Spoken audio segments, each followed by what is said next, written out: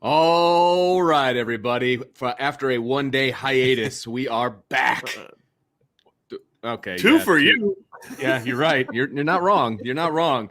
But we are back, and we have a lot to talk about today. Actually, there's been a lot of news, a lot of well, not great news, to be honest with you, and that is kind of what we're going to talk about today. We are. I'm excited to be back. Let me just. I just need to preface the show with this. I love this job, and I love talking to everybody, and it's a good thing. It makes it so much better that I get to do it with one of my best friends. Gonna throw that out there. If you all knew what we talked about right before the show, you'd know why Vince is sucking up. Never. We had our first interview for recruiting, the new recruiting position. I had my first interview last night. So I was telling Vince I had an interview last night. He goes, for the recruiting job? I said, no, we're hiring a new football analyst because you keep ticking me off. And so Vince feels the need. He's got to suck up today. But no, Vince, you're not going anywhere, man. But we have a lot to talk about, a lot of recruiting talk. Obviously, with what happened last night with CJ Williams, we're going to talk about, we're talking about signing day, kind of preview signing day, what to expect. And then also how this is really the first test for Marcus Freeman. And I'm I don't love the circumstances around it, but I'm excited that we get a chance to kind of see him. Okay, well, there's been a lot of excitement and energy. I mean, even the national media is giving love to Notre Dame now, right?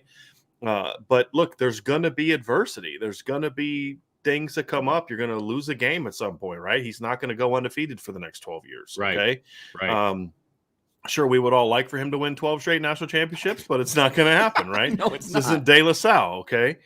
He's going to miss Great recruits, movie, by the way. right? Yeah, he's going to miss recruits. There's going to be staff things that need to, like Saban, like Meyer, like Dabo. He's going to hire someone that doesn't pan out. How does he handle it?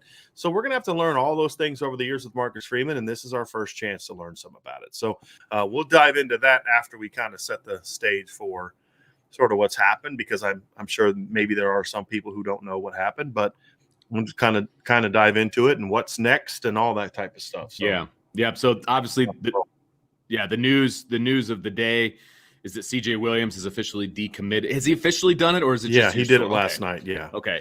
So he has decommitted from Notre Dame, from the 22 recruiting class. It is expected that he is going to sign with USC. Again, this is not completely unexpected. This was in motion before Brian Kelly announced that he was leaving. Right. Look, CJ Williams was planning an official visit to USC when they didn't even have a coach. Well, and it looked like Notre Dame had him back in the fold. I mean, as of Friday, I was being told that the staff felt that they had got him back in. It was all good. He was still going to take a visit to USC on Sunday, but they felt they had a good deal. And then from there to Sunday, it was done. Yeah, it was weird. He's out of the class. So clearly he was looking for a reason to go to USC because Notre Dame gave him one. And it's just another example of just the mismanagement at the receiver position. It was, and here's the issue that I have, right? Look, CJ is a really good player, right? You all know this. This isn't the show where when a kid decommits, he suddenly loses 50 spots in this recruiting ranking, right? Yeah, right. Right? Like, oh, he's not that good. This isn't the show for that. We're real here. I loved CJ when I thought he was going to commit to Notre Dame, and I still love CJ as a player now that I think he's going to USC, right? So we're not going to play that game, right? But it was one of those things where you love him as a player, but like you said, Vince, he's visited USC how many times during the season? Right, a bunch. Amorin Walker's visited Michigan how many times? Mississippi State. And they have just continued to, because then CJ and Amorin keep telling the staff, it's all good, I'm still committed. And this whole time that he kept taking visit after visit, and we kept being told, he said it's all good, everything's fine. Look what happened. The fact that they didn't say, hey, look, yes, he's telling us one thing, but his actions are doing this. We've got to make sure that we're protecting ourselves and we're expanding our board and going out and recruiting other receivers. So we're going to find out here tomorrow, as of tomorrow, if they actually did that or not. Right. There is a chance, and again, this is just speculation based on how recruiting works, not a specific. I'm not saying something that I can't tell you, so I'm hinting about it. So if it happens, I look good. That's not what I'm doing here. I'm telling you, like, just I'm just telling you like how recruiting works. Maybe there's a kid that they've been working on, right, that they all of a sudden try to flip from somewhere, right? And they can do it by tomorrow. Or there's going to be some kids that they're going to have to say, hey, look, don't sign tomorrow. We want to get you on campus, right? Maybe you're able to do that, but you got to scramble around and do that. But the fact that they just kind of just took those kids at their word and didn't kind of have another plan is problematic. yeah, And again, it's a continuation of what's been a problem at the position. You've missed on recruits in the past you shouldn't have missed on. Still got some good players, partly because of the work of your last two offensive coordinators, Chip Long right. before him, and now Tommy Rees. And part of it to a degree is Dell, but then you've lost 5 players from your roster. First of all, 2 guys graduated, Javon McKinley and Ben Skoranek. Then you lost 5 more players to transfer. Some of them, Micah Jones, that was a mutual separation, right? But there's a lot of other kids, boy, you really would have loved to have seen what a Kendall Labrador-Rahman could do and get developed. Now, would he have helped this year? Not until after the injuries, but he's a kid that, you keep coaching and see what he can do. And you lost Jordan Johnson, you lost Jay Brunell. Xavier Watts moves to defense, and that relationship had been completely fractured between him and Dell Alexander. And you say, why do these things continue to happen at one position? Exactly. And so this is the first test of Marcus Freeman to say, hey, no, how are you going to handle this, right? Like, are you going to bring him back? Because here's the thing we have always said about Dell. I have never been overly kind to Dell as a coach and our evaluation of him as a coach. I don't think he's a very good receivers coach, and I don't think he's a very good recruiter. But everything we have ever heard, Vince, and you've had more firsthand experience with Dell than I have, is first-class guy, right? Really good dude. Everybody likes him. But that's not that's not why you get hired and fired, right? You get hired and fired based on your results. Because look, if that was the case, then Coach Quinn would still be on the staff too. Because he's a Scott great guy. Booker would still be coaching tight ends and absolutely exactly. All of those things, no question about it, no question. Yeah, I agree with you. I've dealt with Coach Alexander from a football standpoint before, and I've also dealt with him at one of my previous employers from a customer service standpoint, and he's awesome. He's a really, really nice guy. So, and I've talked to people who have met him at because he goes to his kids, play rec league basketball. His kids are kind of still relatively young, right? Like I believe so. Elementary, middle school type, and people have run into him at basketball, for his kids, and just everyone that you ever meets him's like, man, just what a nice guy. Yes. And that's my son and his son played together at one point in like a rec league thing, and he's great. It's nice, really nice guy. And so it's one of those things where I don't love the fact that I'm hammering him, but that's my job because he's not doing his job, in my opinion. And so, but what's Marcus Freeman going to do, right? And that's the question. How is he going to handle this? And that's huge right now. Right. That's right. So we'll find all those answers out, and then, but also from a practical standpoint, what does the staff do now? That unless they've been on guys for a while, the odds of them flipping someone by tomorrow are not great. But we'll find that out, right? Because we'll start to hear something leak later tonight about maybe a kid looking at Notre Dame. We'll start to hear stuff later tonight if that's going to happen.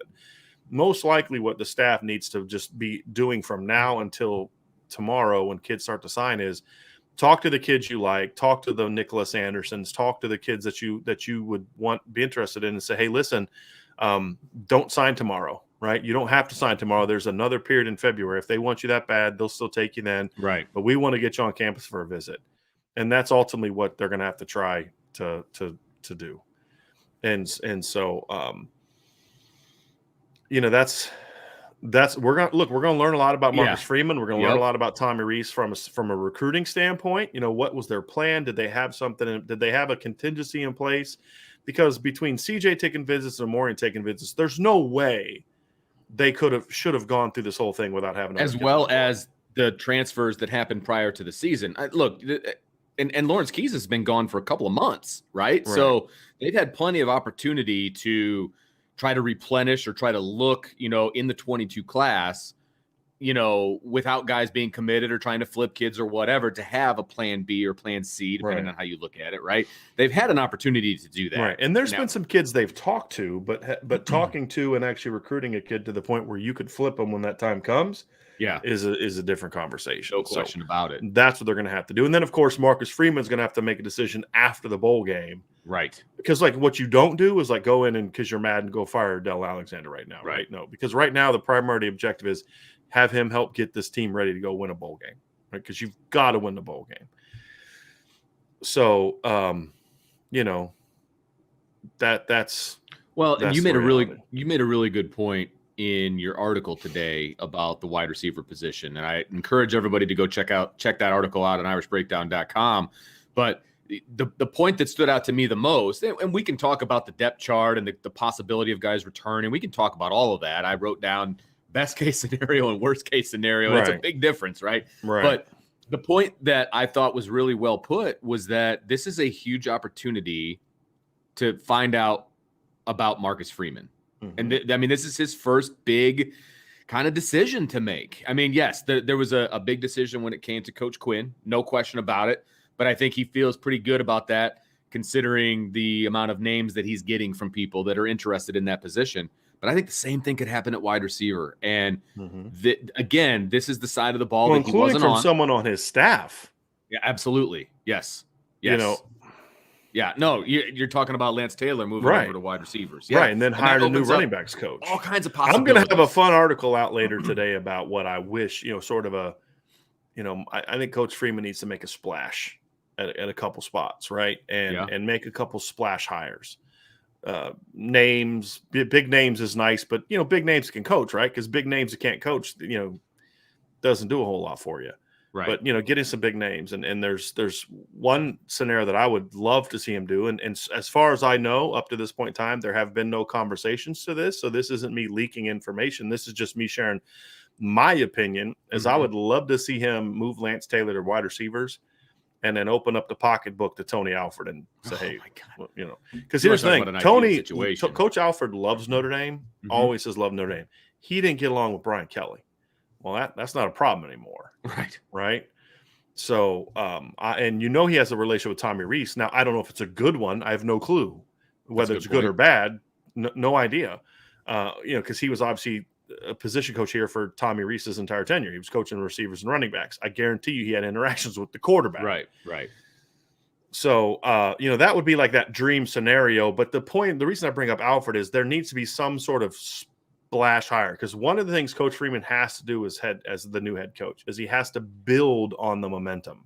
Because if you don't build on this early momentum, and this is another article that I have coming out, like a strong finish equals, a strong beginning. Yeah. You know what I mean, for him. And you've got to build on that emotion. That's why winning this bowl game this is the most important non-playoff bowl game Notre Dame has had in a long time. I agree. I would say the only one that you could argue is similar is the two LSU games, simply because Notre Dame was in a spot in 2014 where if they lose that bowl game and they finish 7-6, we don't know if, who knows what happens with Brian Kelly after that, right? They needed that momentum. And then the same thing in 2017, if you lose 3 of your last 4, who knows how the offseason goes, right? Because that was the first year post-turnaround. You fade down the stretch, it's like, here we go again, right? They needed those 2 games. But I would argue this one is even bigger, for Notre Dame. So, yeah, I think there's more riding on it, to be honest with you, and the momentum of a new head coach. I mean, the stories write themselves, right? If Marcus Freeman comes in and his first game that he coaches, they win, the BCS / New Year's Six, bowl game that's been eluding them for, since I was in high school, right? I mean, that, again, the stories write themselves, right? I mean, and it would be a huge surge. There's no question about it. You weren't in high school. You were in middle school. The last time they won a major bowl game was the January 1st of 1994. You're right. I was in middle school. I was a freshman in high school, and I'm about 5 years older than you are. I was in middle. You might have been in elementary school, partner. Well, so 94, I was in 7th grade. So it'd have been January of 94. So yeah, I was in 7th grade. Yep. Yeah. That's crazy. Yeah. I have kids older than that now. Yeah. Anyway. So the story, it's been a while. Yes, it's been a while. And again, the positive momentum coming out of a win like this is gigantic. It's absolutely huge. No question about that. So I agree with you on that one. And so, Vince, but the splash can't just be about beating Oklahoma State, right? Because that win's only going to take you so far. Sure. Because it's a big win, but it's Oklahoma State, right? And it's the Fiesta Bowl. The Fiesta Bowl is kind of bigger than your opponent. Now, I don't necessarily agree with that. I think Oklahoma State's a good football program. I think Mike Gundy's done a great job there, in my opinion. Agreed. But the perception is that, they're not Ohio State. They're not Oklahoma, right? That'll be the perception. But it can't just be that. Look, coaching, a head coach is going to be defined ultimately by who he surrounds himself with. Yeah. And that's the next step, is not only that, but, and I've had, like, if y'all want to know why I'm not putting names out there, because I'm getting so many different names thrown at me. And like, I had a coach that I had a guy say, hey, I heard on good authority that they're talking to so-and-so. Well, I know coach so-and-so. So I texted him and said, hey man, what's the deal? You talking Notre Dame? He's like, I have literally not had a conversation with anybody. Right. Like, and this is someone who would tell me if that was happening, right? This is someone that I know and trust. And he's told me stuff like this before that was accurate. And because he knows I'll keep it between us, right? And so there's a lot out there that I don't put a lot of stock in. And that's why I haven't put a lot of names out, because I'm only going to put names out if I really got good sourcing on it. And that's just kind of what happens. It's like, and permission. All that stuff, right? It's very important. Exactly right. I'm not burning any sources or any friendships or anything like that to be first on something. Right. And I'm not saying anyone else is doing that. I'm not saying that at all. No, I'm just because there's other people out there doing the same thing, and so at least people that are doing it the right way. So that's but he's got to make a splash, right? And the staff is going to be part of it. Who does he hire as the O-line coach? Who does he hire as the skill position on, whether it's a running backs coach or receivers coach? Who's the D coordinator going to be? Who's the linebackers coach? Right. Does he promote Mike Ellison to D coordinator and hire someone to be the linebackers coach? Does he hire someone to be the linebackers or to be the D coordinator who coaches linebackers? Is he going to still be involved? I mean, who knows? Like, because Nick Saban for a long time at Alabama coached the corners. For a long time at Alabama. And he's very involved with the corners. Right. But Nick Saban also was a head coach for a long time doing that, right? He was, he had been at Michigan State. He'd been at LSU. So it's not often that coach get to do that. But so those are the things we just don't know about Coach Freeman, because right now his priorities have been, first, finish up the recruiting class. I don't think he knows. He generally doesn't. Yeah, and I will say this. I think in the handful of press conferences that we've had with Marcus Freeman, he is one of the most, at least appears to be, one of the most honest guys that I've seen up at a podium, right? Mm-hmm. And I think his responses are genuine. He's like, I get more comfortable as every practice goes along. And when we went to individual, he's like, I just kind of went to the linebackers because that's what I'm used to. Like, that was funny. I think that's legitimately how he feels. Like, when they were doing field goal, he's like, yeah, I usually stand behind the defense, but I made a point to stand behind the offense, and I noticed him standing right next to the kicker during the field goal. And he's honest and he's genuine, and at least up to this point. And there's a difference between not knowing what you're going to do and not like, hey, I don't know. What are you doing about it? I haven't done anything about it yet. Yeah, right. No, I mean, there's conversations, there's things being on, but as far as who he's going to hire, he doesn't know. That doesn't mean they're not putting in work to hire. And I'll tell you something else. Here's something else I've been told. This is something I do feel comfortable saying, and I do feel is legitimate. I've been told that there's been a lot of people reaching out to him about positions. In the past, they've kind of had to beg guys, or not beg guys, but convince guys to come to Notre Dame. Yeah. There's a lot of buzz about people wanting to come here and be a part of what's going on. Number one, they know that the roster's loaded. And number two, there's a different head coach in town, and Marcus Freeman, someone who has a really good relationship with a lot of assistant coaches, because he's been them. You know what I mean? He's been with them all. I mean, he's going to these clinics, he's going to these coaching conventions, he's going to all these type of things, and he's one of them. He's not some head coach that they feel they got to be different around because I may need to interview with this guy in a year or two. Right? That's what happens at these clinics. You see the assistant coaches at these clinics kind of act in a certain way when they're together. And then when a head coach, big name head coach comes in, they all of a sudden they all change, right? Like there was one time we were at a bar at a coaches convention, and there's all these assistant coaches talking around. Bob Stoops walks in, and of course they all kind of, of course. And it totally understand, because they have to interview. They may want to interview with him at some point in time. Sure. But when it's Marcus Freeman walks in and he's just the D coordinator at Cincinnati or Purdue or whatever else, it's going to be connection. So they know him better. Right. And so then they would know Brian Kelly, because again, you just can't be yourself around Brian Kelly because he's a potential boss that you're trying to make an impression on. So it's just interesting how all those dynamics work, Vince. But so there's a lot of people that know him that are going to want to work with him. Now, will they want to work with him enough to leave the jobs? Will Notre Dame offer enough? Those kind of things. I mean, there's still some wheeling. I may want to come work with you, but yeah, I'm not taking a $400,000 pay cut either. You know what I mean? So that's fair. It's going to be interesting. But like right now, his priority number one is finishing the recruiting class. Number two, winning the bowl game. Those are musts. Yes, absolute musts for Notre Dame. Yep, because it just builds that foundation moving into the offseason and all of that, right? I mean, there's no question about it. And I mean, look, I'll say it. I mean, right now he's in the honeymoon stage with the media, and not that the media around Notre Dame is super duper critical, but at the same time, and it's the whole fan base. It's the whole Notre Dame nation. He's in a honeymoon, and if they win, that honeymoon gets extended. Right. Is what if he makes splash hires, it gets extended. Yes, 100%. Exactly. 100%. Yeah.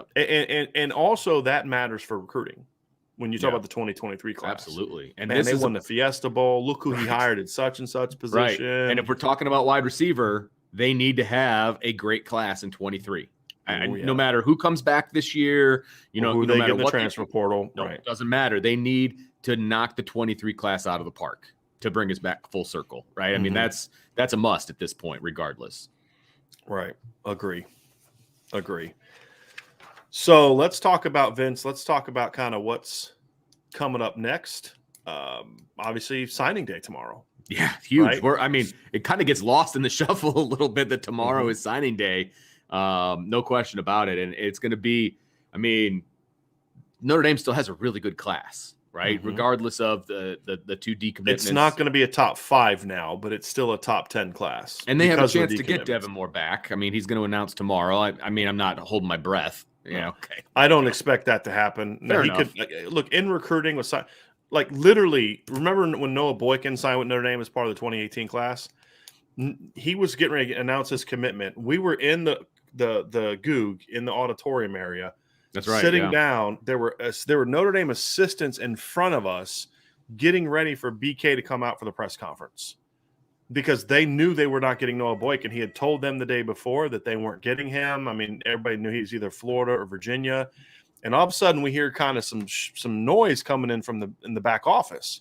And all of a sudden, Brian Poling looks down at his phone and he looks up and he takes off. And like a bunch of coaches just took off. And because he announced live that he's going to Notre Dame, they had no clue. It was like Dave Poloquin and a couple other guys. It wasn't like you know what I mean?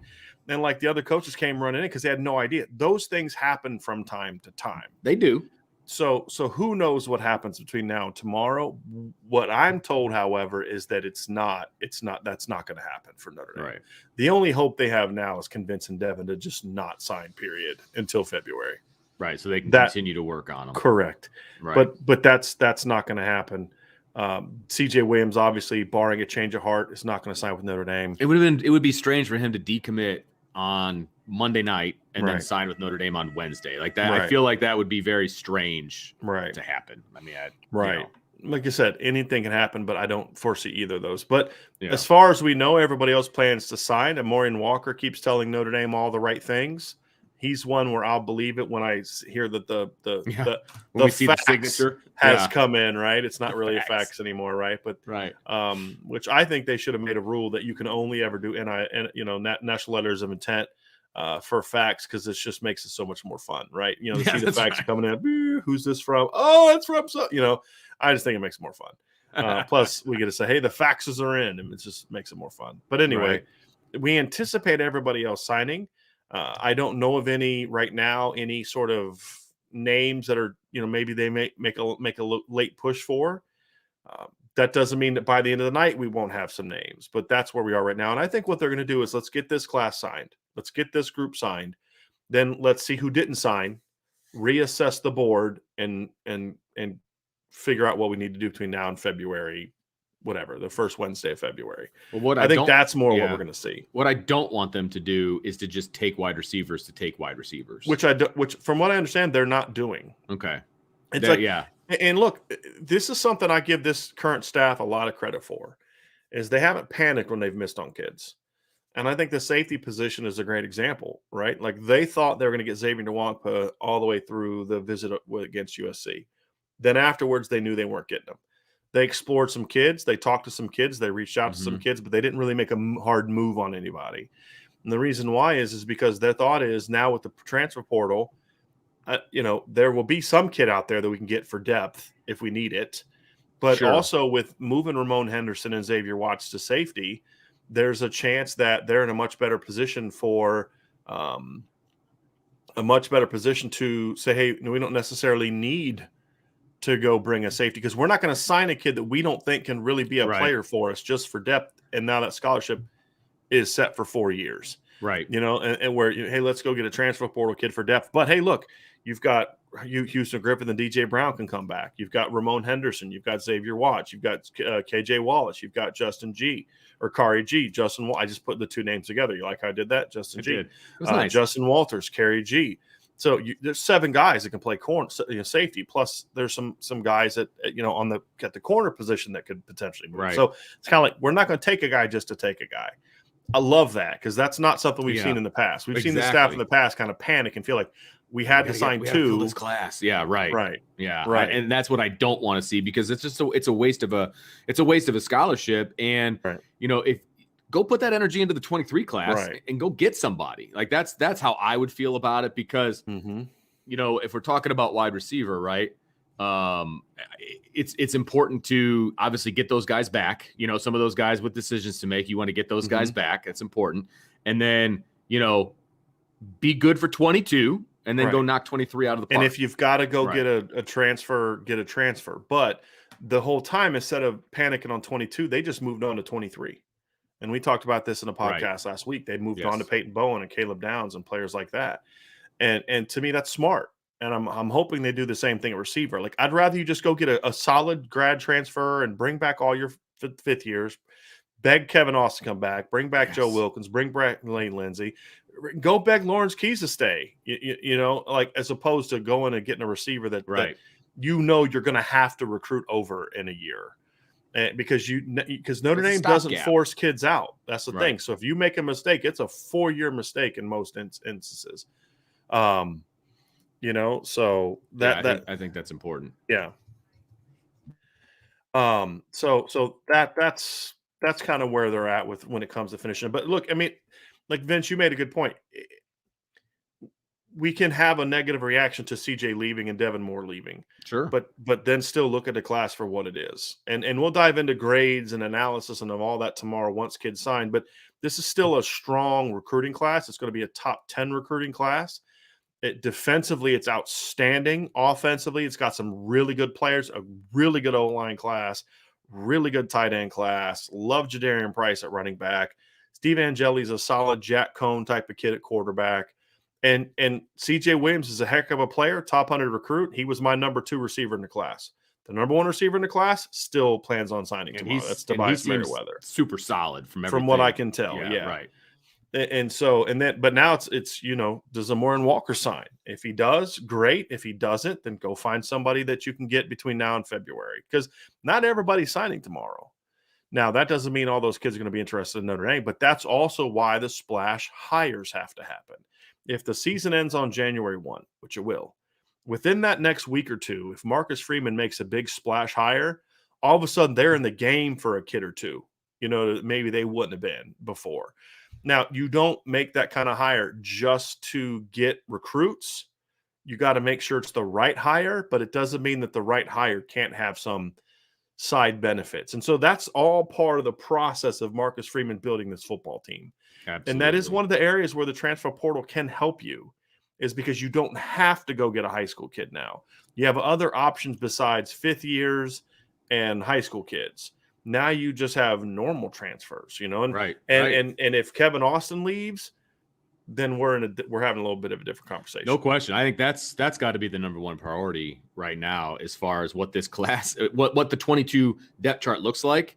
I'm talking to Kevin Austin daily. Like, hey man, you were the guy this year. You could be the guy next year. Like, I mean, whatever best, the pitch is. Yeah. At whatever best, the pitch miracle happens. Kevin Austin's a late day 2 pick at best, and that's doubtful. Right. I mean, what I'm hearing from my sources is that he's a late day 3 pick because he's got an unproven. Now, here's the problem. There's a lot of agents, a lot of people that are professionals that tell these kids whatever they need to tell them to get them to sign and leave and come to them. You're not wrong. That's just the reality of it.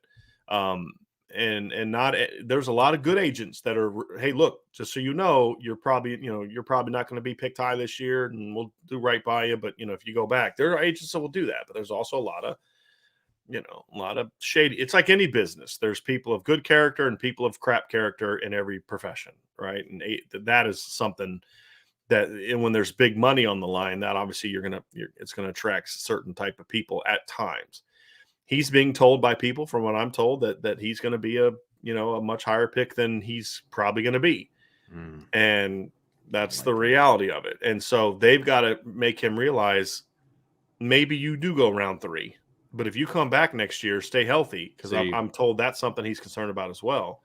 You come back next year, stay healthy, you could be a guaranteed day 2 pick, if not a day one, because Kevin's going to test better than people think. Kevin's going to run in the 4.4s. Sure. He's going to have a high 30, 40-inch vertical. He's going to have, and then because we know the upside. I mean, the tools are there. Yeah, the tools are absolutely there. But he's got bad film. That's the problem. There's too many games of bad film. There's too many games like Purdue and Wisconsin, or Purdue and Cincinnati, where he just got dominated by big receivers.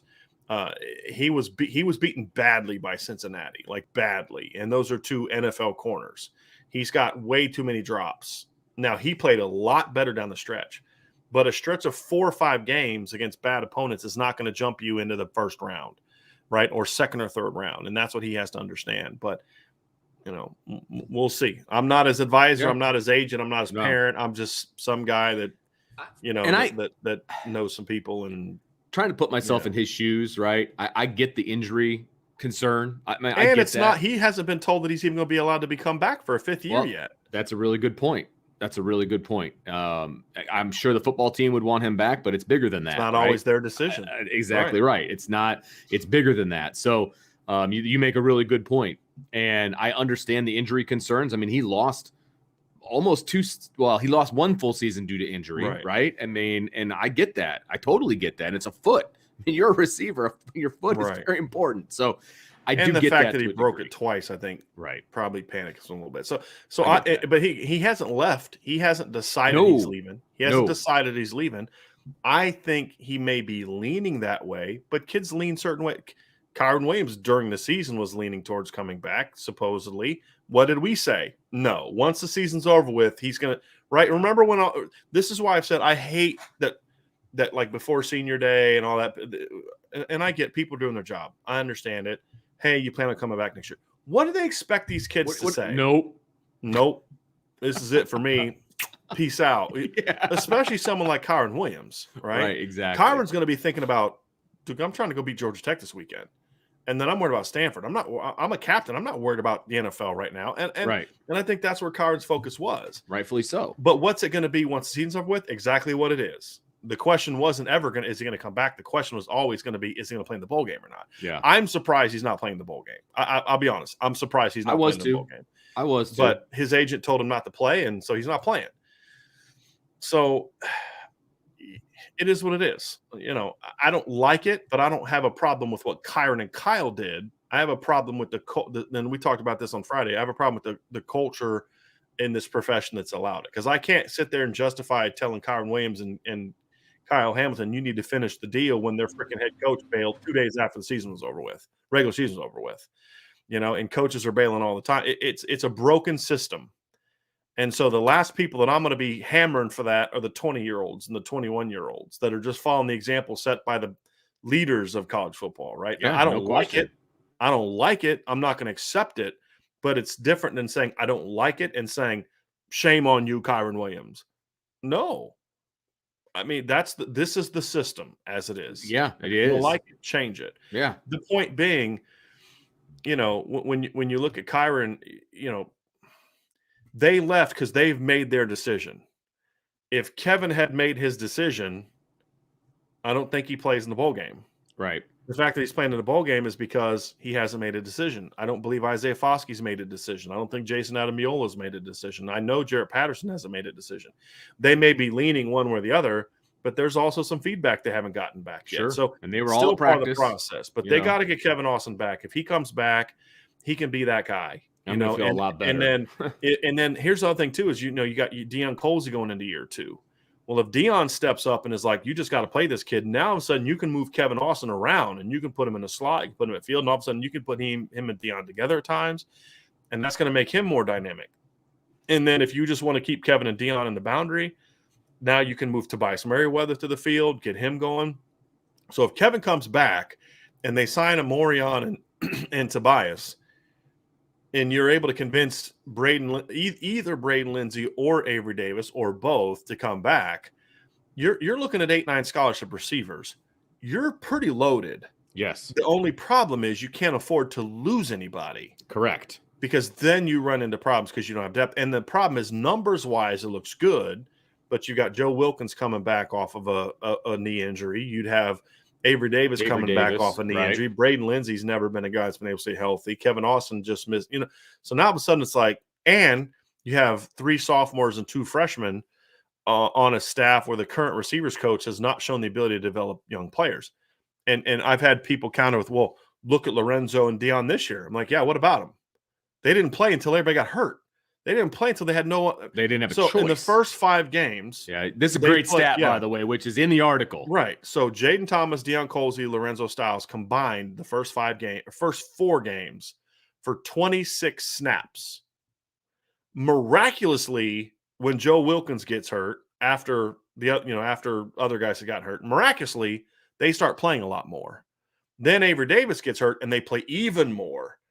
So it's like they played because they had nobody else to play, not because and half of their snaps, 12 of their 26 snaps, came in the Toledo game. Right, exactly. So they weren't playing a bunch. They played because guys got hurt and they had nobody to turn to, and they lost 5 guys to transfer. And they had to move another kid to safety. Yeah, right. So that's why those kids played. Now they were good this year because of them. Because of their ability and because of the fact that Tommy Reese game planned for them to get touches. Not because Dell Alexander all of a sudden miraculously became a great guy at preparing young players. This is what young players have always been capable of if you give them a chance, and they stepped up. And so I'm going to trust a guy that has not shown the ability. It took him, really 2.5 years to finally get Chase Claypool going, 4 years from really break out. Took you 4 years to get Miles Boykin going. On and on and on and on and on. Now all of a sudden he's gonna be in charge of a depth chart that's got 5 of your 9 scholarship players are underclass, freshmen and sophomores. Hard pass. Now, if you can get Kevin Austin to come back and at least 1 or 2 of the other 5th years to come back, and you've got a new position coach, all of a sudden this receiver depth chart's looking phenomenal next year. Exactly. But again, the problem is with not signing CJ. Is now the problem, though, is you can't afford to lose anybody because your margin for error is super thin. And I also think the key to what you just said is a new receiver coach. Like I just not something either of us say lightly. I know exactly, and I just feel like the track record that we have seen, the development of the young players hasn't been great, right? And that is what is needed right now. You need somebody that's going to be able to develop the youth on this depth chart, no matter who comes back. If they all come back, great, but you still need to develop those guys because of injuries and because of 23, right? So it's so incredibly important to have somebody that can do that. And that's my biggest worry right now, regardless of who comes back and who doesn't. It's who's going to coach those kids up. Right. And we'll find out, right? We'll find out. But, I mean, you don't make a move now unless the person you're going to replace him with is available now. But even then, look, Dell earned the right to finish this season. 100% agree. Jeff Quinn earned the right to finish this season, and they need to finish the season because again, and look, winning the bowl game is the number one priority for this football team after tomorrow. And look, you and I have banged Dell on multiple occasions for his coaching ability and everything else. But I will say this: I'll devil's advocate just slightly in that when they did have to go to the freshmen, they did pretty well. And now, is that just God-given ability? Again, I would say that has more to do with their talent and the game plan than it does all of a sudden. I mean, Lorenzo Styles didn't all of a sudden learn how to. It's like Logan Diggs. Right? I love this. Yeah, go ahead. Logan Diggs, man, he finally was ready to play. No, Logan Diggs didn't just miraculously learn how to. He was ready to play the moment that Chris Tyree got hurt. He was always ready to play. He just finally got an opportunity. Right now, and I'm not banging Lance Taylor because when you've got Chris Tyree and Kyron Williams, I understand you're not going to. You know what I mean? Have a lot of time for other guys, and you're playing behind a crap offensive line. Do you want to throw a freshman in there, get his brains beat in? But the point is, Logan was always ready. Lorenzo Styles was always technically and mentally ready. He just needed the opportunity and experience. They gave him like 4 or 5 snaps here, 3 or 4 snaps there, but it was usually just to kind of block. There was one game, I think it was Toledo, where they threw them both a quick screen, and then after that it was nothing. But they were always ready to help you. They just needed opportunity to do it. Right. And when they got the opportunity, they played well. And so, but that's the whole thing is they've always been able to do that. The young kids, there's always been young kids. Braden Lindsey could have helped you as a freshman. Kevin Austin, I remember listening to Brian Kelly after the Clemson game in 2018. He's talking about, we just don't have enough explosive playmakers. I'm like, you have 2 6'4" playmakers outside. And you've got Kevin Austin, Lorenzo Style, or Lawrence Keys, Braden Lindsey just sitting on the bench, doing nothing. Yeah, there was a lot of things that Brian Kelly said that annoyed me. That might be the top one, or at least top 2. Yeah, that one and the we have a Clemson and Alabama problem. That particular quote, just and a Georgia in the rain, or Georgia and a Michigan in the rain, and a Miami. Right. What are you talking about? You don't have explosive players, or we have to coach better. We got last year was the only time he ever could have used as an excuse because Kevin and Kevin was hurt, Braden was hurt, Lawrence was hurt. Vince Gronick was your number 1 receiver. Javon McKinley was. Javon McKinley, right. Right. Yeah, exactly. Neither of those guys are explosive playmakers. No. Javon could make plays, but right. So the point is we're going to find out a lot about Marcus Freeman. And again, sometimes you want these tests, right? Like this is a good thing. Yeah. Now it's not good that you lost CJ Williams. I'm not, but it's kind of like you've been presented with an opportunity. Agreed. To say, okay, well, let's see what we're going to learn about him. And that's my big thing. But tomorrow, we'll wrap up signing, kind of what we expect to happen signing day. But I did want to get to some super chats cool. here, Vince. While you're looking for those real quick, is everybody that is committed to Notre Dame right now expected to sign tomorrow? As far as I know, yes. Okay. The only question is Amorian Walker. Okay. Now, I'm told that Tom Loy has said that he's fine. I'm told by my Notre Dame sources that they expect him to sign, that he's telling them all the right things, but just the way he's conducting himself, I'm going to believe it when I see it. Right? Okay. And so, yeah, there we go. First of all, Jim Halloran, thanks for a great job you do. Happy to be a new IB subscriber. Jim, I actually just entered your information into my computer like a day or so ago. I track everything. You should have got an email from me, but thank you very, very much for joining. We did pass 1,000. That was something we talked about on Saturday night, I believe. We are past 1,000 subscribers on the board. I also want to tell people, if you're having issues signing on to the board today, we did a migration to a new server last night, a bigger server, a more expensive server. But it's because we grew so fast. Well, awesome. When things were happening, awesome problem it was just to have. slowing the board way down. So we did switch to a new server. Today they're doing a lot of optimization to get it ready for signing day. If you can't log in, just clear your cache and cookies, and then open a new window and try to sign in again. If you have an issue, then email me at brian@irishbreakdown.com. But everyone that's reached out to me with that issue, as when they've done that, it's worked for them. So if you're having an issue, just reach out to me. But appreciate everybody that signed up, the growth that we've had in the last 6 months. We launched this thing in July. I mean, my goal was to have 1,000 by the beginning of the 2022 football season, and we reached it on December 13th and 12th. So it's been a lot of fun. But Jim, thanks for signing up. Colin Wyman, Brian, I slid in your DMs and told you I'd send this. Much love. Thank you for all you guys do. But most of all, go Irish, baby. Yes, absolutely. I was on a radio show in Tulsa, Oklahoma today, and they were asking me, and I said, it's been a long time since we've seen this much energy in the Notre Dame fan base. It really has. A lot of very excited people. Michael Brahoni says Marcus Freeman said he wants coaches who are relentless recruiters, and that certainly doesn't describe the work Alexander has put forth on the trail. No, I agree. I agree, Michael. And you have to be able to also relate to the guys that are already in your room and, have a good relationship with those guys. And that has not been the case either, just based on the transfers. I mean, the proof's in the pudding. I mean, I'm not speculating. It's 5 guys transferred. So, I mean, that also has to be part of it. Well, and it's been not closing on other receivers in the past, Sure. Not prioritizing certain guys and having to have Tommy Reese and Chip Long come in to get guys to commit. Right. It's been, I mean, we had this problem with Deion Colsey last year. The difference is Deion committed earlier, which gave Tommy Reese and the staff plenty of time to get him back into the fold. Remember, Deion Colsey decommitted from Notre Dame. And one of the things that we were told behind the scenes, so staying closer to home and all that was all these schools are calling him every day, and he doesn't really talk that often to Coach Alexander. Well, Tommy Reese was a big reason to get him back into class, not Del Alexander. And he did a good job with Tobias Merriweather and did an okay job with CJ Williams, but not staying on that, CJ is partly why we're where we are.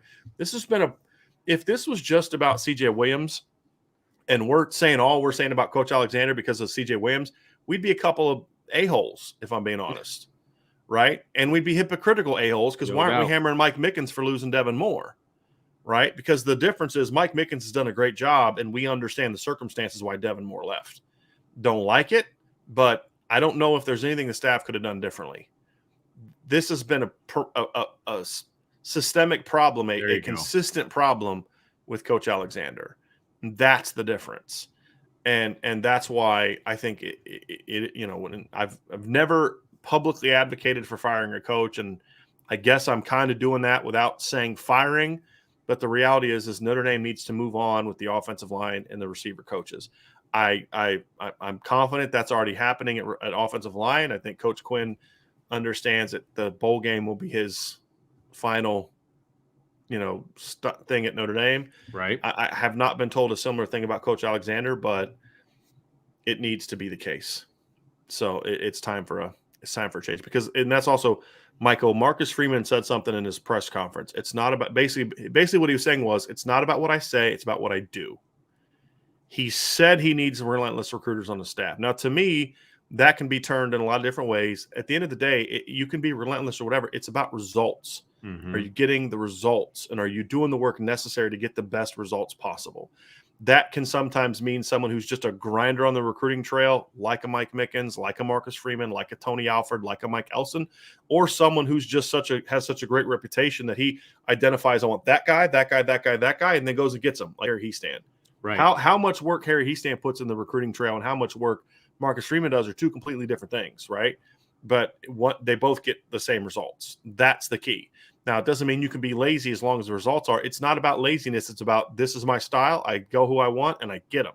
Mm-hmm. But the end result, it's the result. So if you say it's about relentless recruiters and then you don't make these changes, especially at receiver when it comes from a recruit, like my bigger issue with Jeff Quinn is more the coaching part. He's been a good recruiter, not a great recruiter, but Tommy Reese gets Billy Shrouth, and all of a sudden this is an elite offensive line class. Well, if it wasn't for the work to get to the first 4, right? Tommy Reese doing the work for right. So if we're going to be fair, let's be fair. His is more of a coaching thing, and to a degree recruiting, but more so coaching. The problem with Coach Alexander is both, and that's the issue. But it's time to move on, in my opinion, from both of them, and we'll find out if he does. Because if you don't, what are you telling your staff if you continue to allow that to happen? Because you like them, that's interesting. Can you get this one from Paul Vince? I certainly can. Paul says, thank you for the super chat, Paul. Very much appreciated. Hey, Brian and Vince, no question. Just thanks for keeping us informed. Also wanted to keep you in the lifestyle to which you are accustomed, like me, just above the poverty line.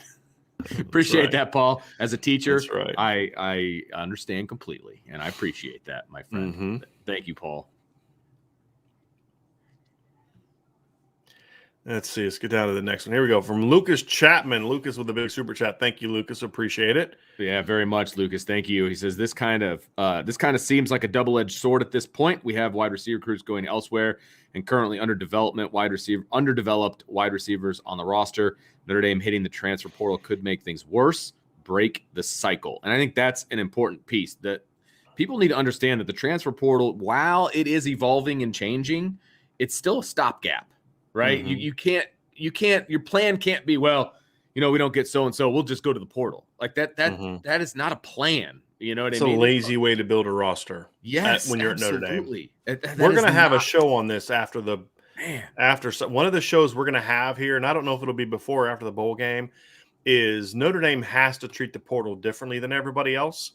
It's not a disadvantage. It's not an advantage. It's just part of the deal.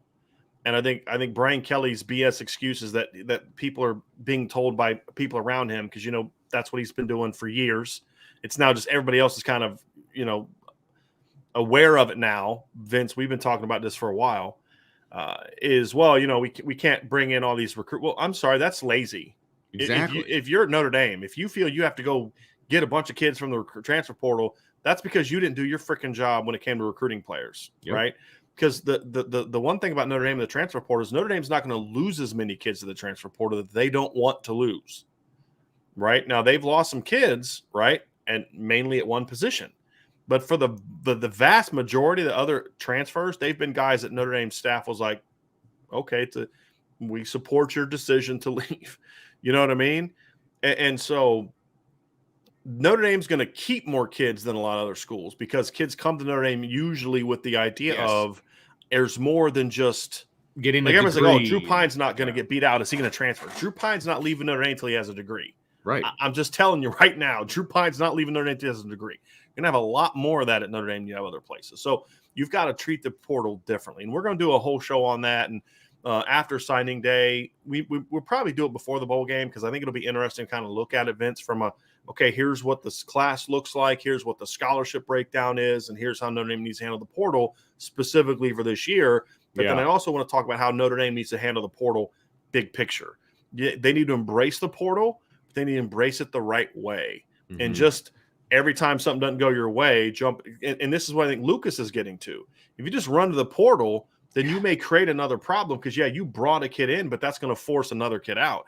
I'm telling you this, and it is something I was told. And I'm not hammering it to a big degree, because I haven't been able to get enough sourcing back in return on it. But one of the things I was told that started to kind of turn CJ off of Notre Dame was he was told by Coach Alexander that Notre Dame was going to look in the portal for receivers.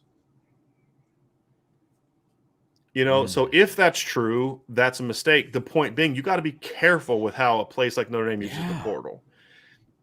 And so right now, the focus needs to be on sign the kids you have committed, get the kids on your roster back. If you do that, because you also have Matt Salerno. I mean, if you have if you get Austin and those fifth-year guys back, and you've got Matt Salerno, you really have 10 receivers, in my opinion. Is Matt a walk-on technically right now? Okay. He's still a walk-on. I wasn't sure if he was. But he's a kid that's played, and absolutely, and he gets a lot of reps at practice. I mean, he's on the depth chart. Right. Now, are we saying, hey, you're going to beat Alabama because of Matt Salerno? No, but we are saying is Matt Salerno can help you. He can be a depth player. That's the point. And then that way, so anyway, that's kind of where I'm at. Now, if you lose players from the current roster more, then you have to turn to the portal. But we'll have a nice, long, fun discussion on that here coming up very soon. But Lucas, thanks again for that super chat. Very much. I appreciate it. Garth Cassidy says Moore is announcing at 7:30 a.m. tomorrow. Yes, he is. Again, I anticipate Florida being the choice. But look, guys, Notre Dame's not going to stop. They haven't stopped, right? But there's only so much they can do on this one. So barring them being able to, they'd have from now until 7:30 tomorrow, they'd have to convince him to do something that right now he's not planning on doing. So we shall see.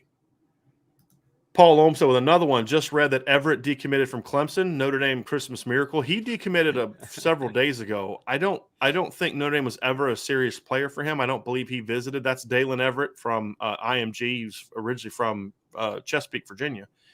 He's a really good corner. Well, I'd love to have him, but I don't believe that's in the mix. Like, here's the thing too, is when kids decommit, usually they decommit because they got somebody else in mind. Yeah. Like Devin Moore decommitted with Florida in mind. He didn't decommit a week and a half before signing day, but well, I'm going to open things back up again. Yeah, right. He had an idea in mind. Yeah. You know, CJ Williams is decommitting with the notion of he's going to go to USC. That doesn't mean every kid has one school, but a kid says, hey, look, these are the three I'm going to look for. Because a lot of times, because those are the schools have been recruiting him this entire time. So like a kid's not committed and talks to no coaches and then just opens things back up and then he's going to figure it out in 3 days, right? Usually it's because these coaches have been still recruiting him for a long time, which is why you don't ever stop recruiting committed players, whether they're your committed players or somebody else's committed players. But I don't see that one happening. But yeah, I mean, he's a great corner and also he's from Virginia. So, I mean, those two things. He's good. Clearly he's good. Clearly. We have a lot of new people on our channel, Vince. So I've played high school ball in Virginia, just so people understand. My family still lives in Virginia, so I have a Commonwealth bias. I will not be afraid to admit that.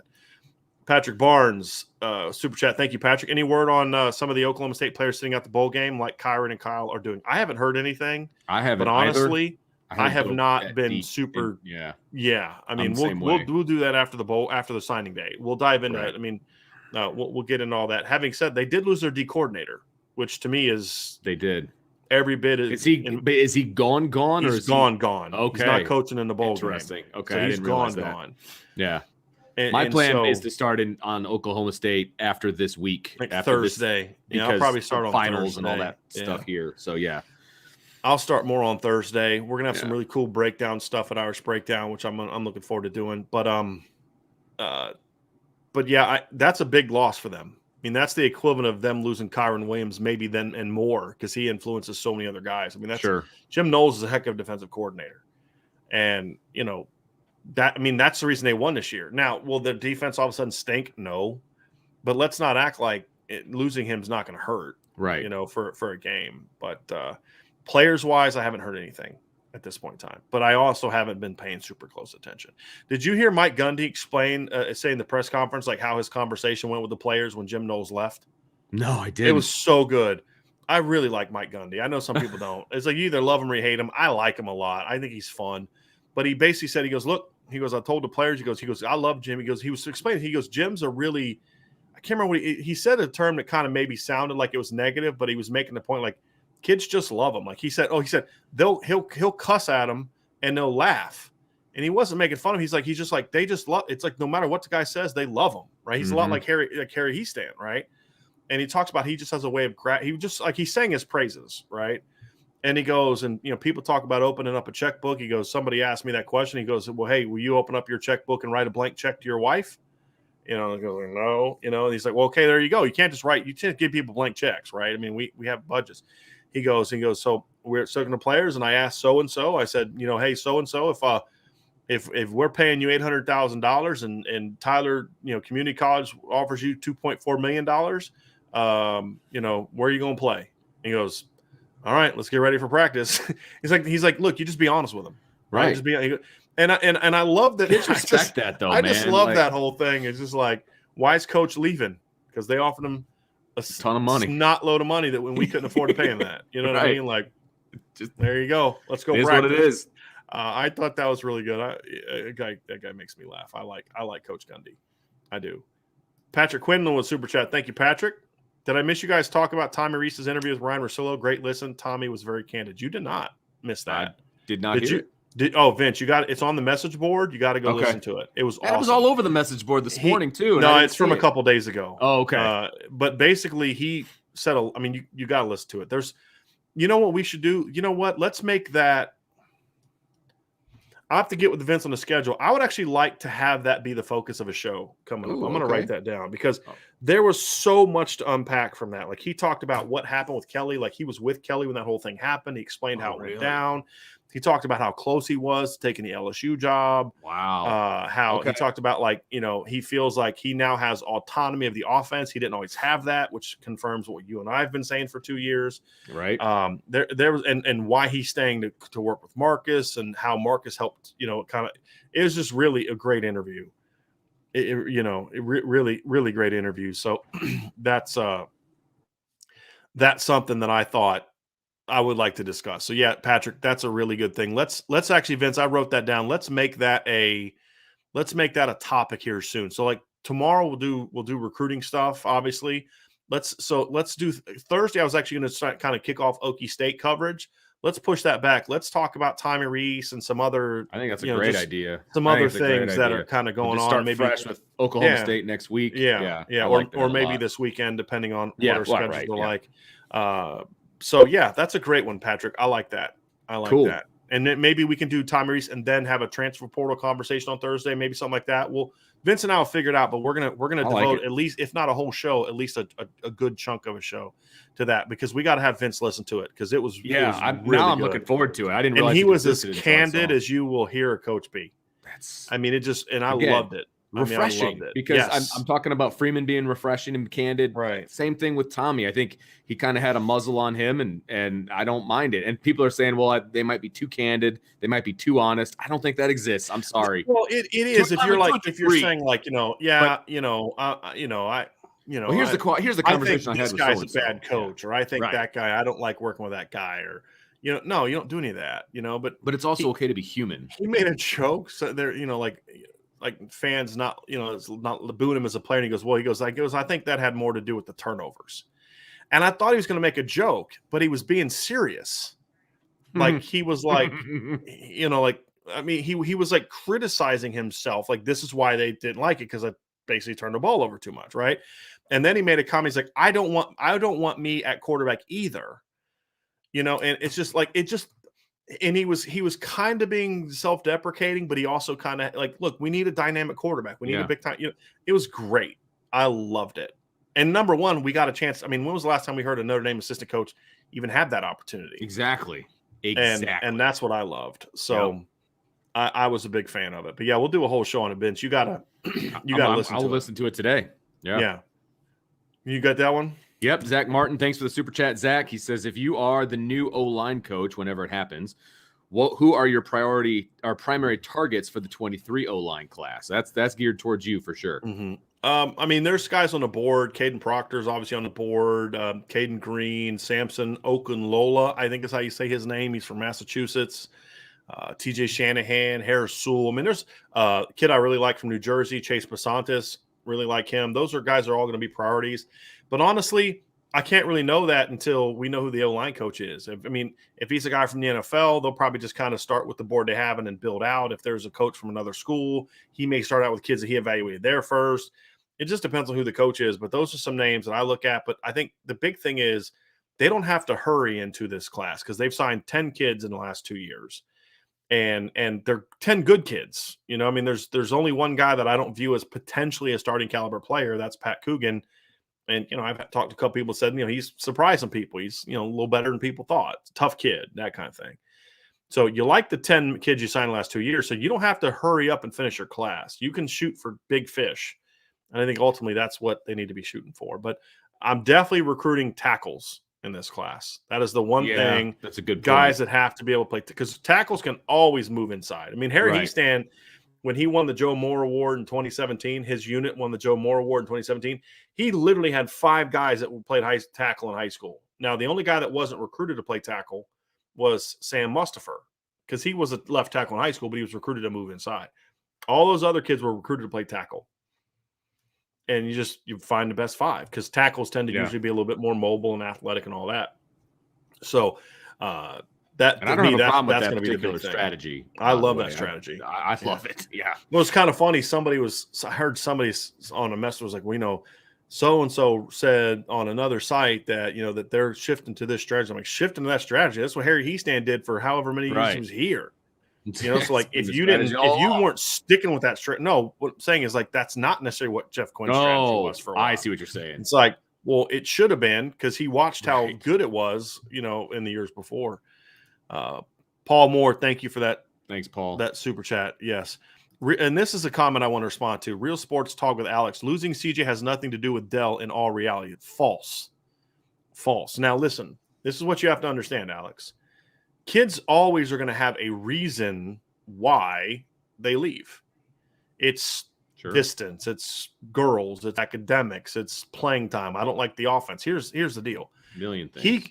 CJ committed to Notre Dame a year after they had the third lowest yards output in passing of Brian Kelly's tenure. 2017 was the lowest, and then 2012 was the only other one that was lower. They had this year they were significantly better in yards per game. They were significantly better in yards per attempt. They were significantly better in completion percentage this year than they last year, the offense that he committed to. Okay? So the reality is that you can use whatever excuse you want. This is why coaches have to stay engaged on players, because you don't let those things become issues. That's what a lot of people are missing. Say, well, he said it's because of this. It got to that point because you allowed it to get to that point. Because if you really built that relationship with him and stayed on him, then you would have known a month ago that it was really this. And yes, we need to convince him of that, but we need to make sure we protect ourselves, because at the end of the day, there's nothing we can do to change this, right? And then the minute Lincoln Riley got hired and you knew what his issues were, you should have continued to push for him, but you should have also been doing some things over here, right? And so no, it is about Dell, and it's not, well, he didn't like Dell, so he left. It's not saying that. From everything I've heard, CJ liked Dell. It's about the job you do as a coach. It's about keep making sure that you're staying on top of recruiting to make sure that you don't get to this point. And if you do get to this point, you expedite that happening sooner, so you have time to go make replacements. That's all part of recruiting strategy. So to say this isn't about Dell simply because CJ, like, what's he going to say? Why did you decommit? The receivers coach didn't call me enough, and I didn't really have a great relationship with him, and I don't think he's a good coach. I'm not saying he believes any of those things, but like, if he did, he's not going to say it. So, trust me, this has a lot to do with Dell Alexander, because it's like we can all keep making excuses for why all these things keep happening at his position way more than any other. But the fact is, there's a pattern here. And as we said earlier, if this was just about losing CJ Williams and that was it, then this conversation would have gone way different. This is a pattern, and an established pattern that we have to be willing to accept and address. And hopefully Coach Freeman will do the same thing. Right. I believe he will, but ultimately we won't know until we get there. Brian, I got to run. And I think that's it for the Super Chat. So that is also going to do it for today's show. Hit the like button, hit the subscribe button, hit the notification bell. Check out the Irish Breakdown message board. We're going to continue all these conversations right now on the message board. We will be back tomorrow at 12:30 for actually, I don't quite have our schedule yet. Vince won't be there. It's gonna be a little bit different schedule. Yeah. I'm gonna tweet out the plan later tonight. We're probably gonna end up having like a couple different shows where we break down offense, break down defense, kind of here's the latest of what's going on. So make sure you follow me on Twitter. Make sure you're on the message board. I'll put it out on both of those. And then of course, if you hit the notification bell, you'll see when the shows are scheduled. So for Vince, I'm Brian. Have a great rest of your day, and we will talk to you all again very, very soon.